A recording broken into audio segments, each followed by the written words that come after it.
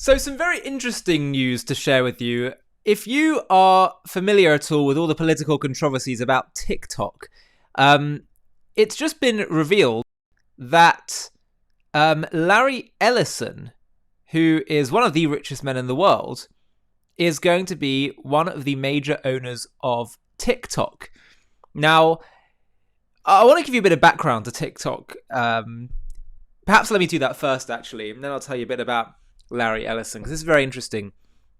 Many people, particularly in the pro-Israel camp, certainly in conservative circles as well, feel that there appears to be a bias against Israel, certainly, and other causes, and they wonder, and they're talking about on TikTok, and they wonder, is there some kind of concerted effort? Is there some kind of centralized effort to suppress certain voices? We know, of course, that the Chinese government have large stake ownership involvement in TikTok, and so there's all kind of concerns that is there a kind of a concerted effort to try to manipulate and indoctrinate the minds of the youth in the West today.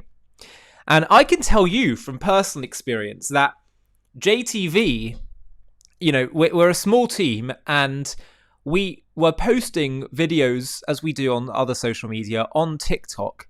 And I would say we found that about 50% of the content we posted there, it said it violates community guidelines. Now, let me be clear. What we were posting was moderate, straightforward stuff. Stuff about Israel fighting a just war in Gaza, about Israel, having the Jews having the right to their ancient homeland. And this was considered to be against community guidelines. Wow, I wonder what these guidelines are, and I wonder what kind of community they're trying to create. Sounds just like a safe space to me. Not so safe for people like me. And it got to a point where me, and I know plenty of other pro-Israel accounts on TikTok, were actually removed. Now, JTV wasn't removed, but I thought, what's the point in wasting all this time posting this stuff, half of which gets taken down? We're likely to be taken down as an account for some random reason. So what's the point of building this all up? So this is very interesting news that it's now being taken over by this guy, Larry Ellison. Let's have a look at a clip of him talking about his love for the IDF in Israel. What is your connection to Israel? Well, the renewal of the Jewish state is something that I think touches all of us. For 2,000 years, we were a stateless people, and now we have a country of our own, defended by all the brave men and women of the IDF. So anything we can do to support them, who devote their lives for preserving the state of Israel, keeping the people safe, and allowing our state to continue in sometimes in very, very difficult situations. Did you visit Israel? I have been to Israel. I have been to the border. I have spent time to the people who govern the state of Israel, and I feel a deep emotional connection to the state of Israel and the Israeli people. You are an high-tech person. What do you think about Israeli startups and high-tech phenomena? Oh, well, after Silicon Valley, there's an area, Herzliya has probably got more startups than any other place other than Silicon Valley in Northern California. So we've actually acquired a number of Israeli companies. We have two CEOs at Oracle. One's name is Safra Katz, and she was born in Israel. So again, Oracle is his company, we by the way. love the country of Israel, and we'll do everything we can to support the country of Israel. We recently hear that many people criticizing Israel, especially after the Gaza operation. How do you feel as someone just saying we love Israel so much? Well, again, it's a difficult situation, isn't it? To conduct military operations around civilians is very difficult, and of course, there were tragedies, and the civilians were hurt. That's a terrible thing. But one thing we know for certain, that the Israeli army did everything they could to minimize civilian casualties. And in that regard, they've done a much better job than a lot of other armies all over the world throughout history. Thank you very much.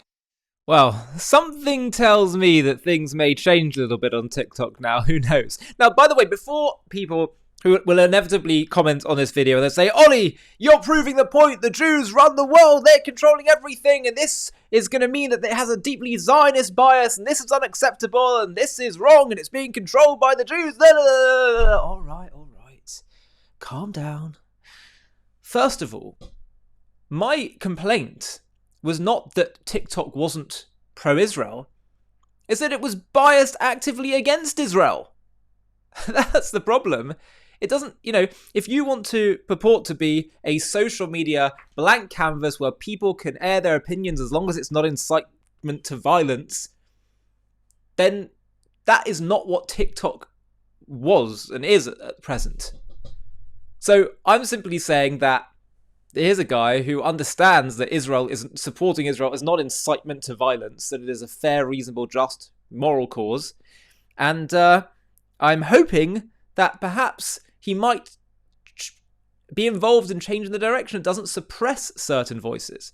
And by the way, yes, while we're on the subject of incitement to violence, I actually think as a fair, neutral position, there needs to be a lot more clamping down of that on the anti-Israel side, because that's where you see a lot of incitement to violence.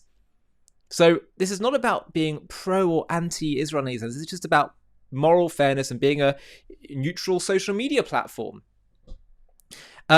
So that's point number one. Now, point number two is also just very nice. Okay, we have someone owning what looks like going to be a big chunk of TikTok. Now, I should also add, by the way, there are conversations people are having about the power of big tech. And I understand that, because there is just a few main big tech companies that people use for social media and conversations. And people are having all kinds of questions around, are the algorithms pushing certain things and you're putting a lot of power in just a few people? I get all of that. And maybe that's a conversation that needs to be had. I think, generally speaking, the notion that you don't really have bias and allow for all voices to be heard and to let the conversation of the conversation of human ideas to kind of reign free and let us all together wrestle with the truth and get to it. I think that sort of has to be the guiding light. But now that I've dealt with those kind of issues that I have no doubt we're going to come out in the comment section, let me just talk a bit about more this guy, Larry Ellison, and also a bit more about the concerns people have had with TikTok today. So, he's obviously a Zionist. Larry Ellison, world's richest man, set to control TikTok through a new structure. By the way, Zionist is not a dirty term. It means, like the majority of Jews, you just believe Jews have a right to live in their homeland. End of discussion. Now, Oracle, Silver Lake, and MGX, which is an Abu Dhabi fund, will together control 45% of the company. So that's 45%. And then a 5% investor pool will rotate, with names floated by President Trump, including Rupert Murdoch and Michael Dell. And Trump praised them as great people at the signing ceremony. But Ellison isn't just a business giant. He has Jewish roots, has supported Jewish and Israeli causes for years. Big donor to the IDF and the city of Sderot, which of course has come under heavy fire from Hamas. He's a supporter of Israeli medical research and startups, and his philanthropy bridges the Jewish diaspora and Israel. He's got a story of ultimate self-made entrepreneurship from very humble beginnings to becoming a tech titan, a philanthropist, and now one of the world's wealthiest people on the planet. So that's some of the background there. Now, here's what the arguments are from people that are saying, including myself, that TikTok has this deeply anti-Israel hostility and bias. So the arguments are as follows. Before I tell you the arguments, the counter-arguments they push back in is they'll say that there's algorithmic engagement and feedback loops. So social media algorithms tend to amplify content that get more engagement, So if anti-Israel content tends to elicit stronger engagement, the algorithm might promote it more. Then TikTok has community guidelines, they'll say, and automated filters. So some content gets flagged not for political reasons, but for violation of hate speech, violations or misleading content rules. And many studies rely on publicly available data, but the internal recommendation, ranking, and suppression decisions of TikTok are opaque. The problem is, however, that I find, just from what we can see and from what the pro-Israel people are saying, there seems to be way less community guideline violations for the anti-Israel content. And it just doesn't match what TikTok might be saying. So The evidence in our favour is, number one, disparity in volume of content. A study by Northeastern found that pro-Palestinian posts on TikTok significantly outnumbered pro-Israeli posts. Another analysis of co-hashtags and discourse in the 2023 Israeli-Arab crisis showed that activism and propaganda compete on TikTok, but the pro-Palestinian side has more visibility. Now, in terms of content moderation, some creators allege that anti-Israel content was taken down or their reach suppressed. Researchers note that users sometimes adopt algo-speak to evade moderation filters. For example, the watermelon emoji has been used on TikTok to signify Palestine, and some argue that this is a response to content filters. And a report claims that TikTok is reliant on biased and anti-Israel sources, citing that videos with strong anti-Israel messaging were boosted, for example, equating Zionism with Nazism. And TikTok has come under criticism from US lawmakers who accuse it of pushing an anti-Israel or pro-Palestinian content, and there have been calls to ban the app over this alleged bias. The platform itself has pushed back, saying the imbalance might reflect the higher rate of pro-Palestine sentiment among younger Americans. So that's certainly true as well. And let's be clear, my request and my plea is not that TikTok, as I say, has to ban people that are just saying opposing viewpoints to me, that they have to promote more than anyone else pro-Israel arguments, simply that they shouldn't be suppressing or penalising people that have pro-Israel voices. That's where it's not fair. And I do believe that Israel and the Jewish people will win with the right arguments, which aren't always being done, but with the right arguments, we will prevail in the conversation of human ideas. But the game has to be fair. Having said that, though, throughout our history, the game has been very unfair, and we prevailed either way.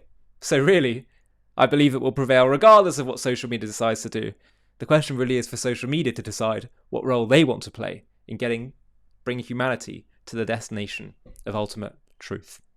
A quick message before we finish. We have been lied to about the Palestinians from beginning till end. Have a watch of the trailer for our new documentary called The Invention of the Palestinians, How a Nation Was Invented to Destroy Another. And if you want to watch the full thing, just click on the link in the video description. The Palestinians. We have been told they are an ancient people fighting for their homeland which has been stolen from them. This narrative has fueled decades of conflict, painting Israel as an occupier of stolen land. But what if this identity is not of an ancient nation, but a modern, cynical invention? A political construct designed not to build a state, but to dismantle the Jewish one. In this JTV Plus documentary, we're going to uncover the truth behind the creation of the Palestinian identity. How it was forged in the fires of pan-Arabism, absent in historical records until strategically rebranded in the 1960s by leaders like Egyptian-born Yasser Arafat to rally global opposition against Israel. We'll trace its roots from the Ottoman era, where Palestine was a region without a distinct people, through the pre-1948 years of Arab rejectionism, before focusing on the pivotal shift of the 1960s, when Arafat declared we should now be known as Palestinians, inventing symbols like the flag to mask genocidal aims. This wasn't about self-determination, it was about exploiting refugees, suppressing true aspirations under Arab rule, and perpetuating a war to destroy Israel. Join us as we debunk the myths of an ancient Palestinian nation, expose the strategic manipulation, and reveal how this construct has hindered peace while fueling hate. Fair but firm, this is the story of an identity weaponized not for building a future, but for erasing one. To watch this JTV Plus documentary and access much more premium content, click on the link in the video description.